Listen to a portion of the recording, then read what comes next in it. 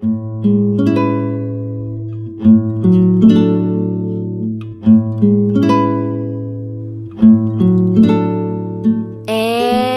now, it's time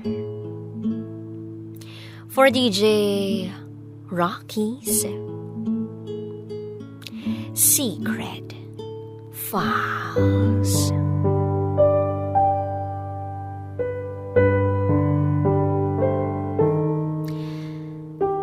Wala kaming hiningi sa biyanan ko, pero sinusumbat niya lahat.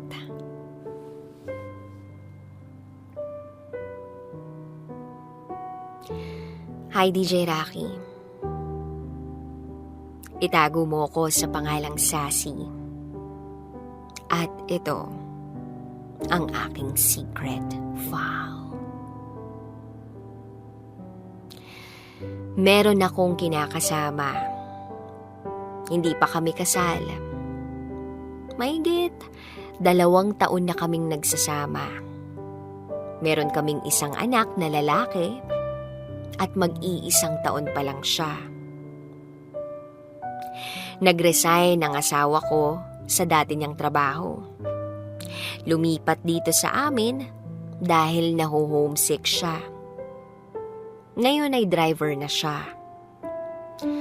Okay lang naman kahit maliit ang sahod niya para sa aming 3. Inaamin ko mahirap.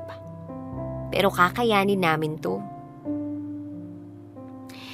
Kaya lang, since hindi pa kami kasal at hindi pa namin kayang bumukod, ay mas lalo kaming pinahihirapan ng sitwasyon. O tao, nahihirapan ako dahil sa pagiging mabunganga ng biyanan ko. Sobrang bait ng biyanan ko. Lahat naman halos ng tulong ay ibinibigay niya. As in lahat. Sa kanila kami nakatira eh. Kaya lang, wala namang kaming hinihingi. Dahil sa lahat ng tinutulong niya at sa araw-araw na ginawa ng Diyos, isinusumbat niya lahat ng naitulong niya. Nagmumura pa siya at nagmamaliit ng tao. At ako, yung minumura at minamaliit niya. Hindi ko makakalimutan ang isang beses na hindi ko lang nahugasan ang pinagkainan dahil iyak ng iyak ang anak namin. At ako lang din naman ang nag-aalaga. Nadatna ng biyanan ko ang hugasin sa lababo. Maya-maya pa ay bigla na itong nagmura. Mga hugasin lang, di pa mahugasan? Ako na nga gumagastos dito sa bahay, ako pa maglilinis nito? At padabog niyang pinagsalansan ang mga hugasin. Naagad ko namang sinabi na, lilinisin ko po yan, ma, pinatulog ko muna ang bata. Pero wala, DJ Rocky. Tuloy pa rin siya sa pagtatalak. Na kesyo wala raw akong pinag-aralan at hindi raw ako magaling sa gawaing bahay. Yung pamilya ko raw ba, tinuruan ako sa ganito. Pati pamilya ko nadamay pa. Ang sakit lang, DJ Rocky. Dahil hindi ko naman pinangarap ito. Wala naman akong ginawang mali o dapat ikagalit ng biyanan ko.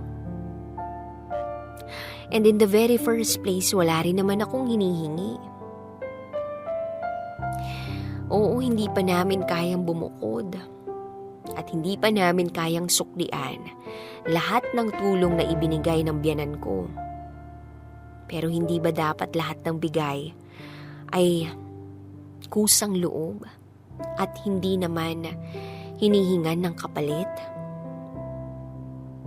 At higit pa ron, walang karapatan ang biyanan ko na maliitin at tapakan ng pagkatao ko. Ultimo, idamay pa ang pamilya ko. Ang sakit lang sa loob.